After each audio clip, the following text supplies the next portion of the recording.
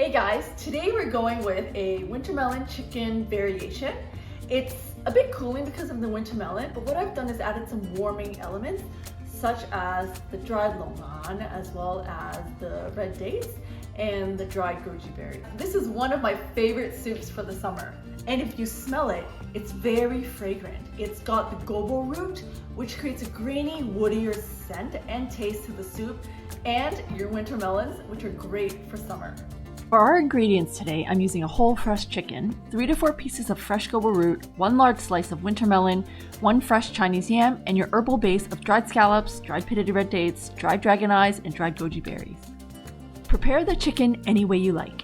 For myself, I'll save the breast for dinner meal and use everything else, including having the thigh to dip in soy sauce for dinner. It's a nice protein to have as part of your meal. Don't forget to blanch your chicken in a pot of boiling water first. This will remove the blood, bone bits, some of the fat, and reduce the amount of foam that tends to form from any proteins with bones. This is particularly useful for pork bones. When handling Chinese or Japanese yam roots, use gloves as they are slippery and can make your hands itchy. I also cut these into large pieces because they soften easily and I prefer they don't disintegrate into the soup, making it too thick.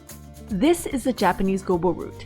It's a pretty pungent root that is dark, deep, and woody in flavor, so I'll only use a few pieces. I'll also keep the skin on because this is what adds to the flavor of the soup. I use about half a pot of water, which is around 3 liters worth for my soup. Once this water boils, you can transfer the blanched meat and add in all your ingredients. Set this to high until it boils, and then reduce to medium heat for another hour before I transfer it to the thermal pot. So it's been sitting for a good 4 to 5 hours in the thermal pot. And you'll see it's a very rich, dark color. This is one of my favorite soups for the summer. It's because of the winter melon, slightly cooling. You can also add barley to the soup to reduce some of the moisture. For example, today's very humid, so that's something that you can consider adding. And there you have it, a delicious chicken winter melon soup that is perfect for the summer and the whole family can enjoy.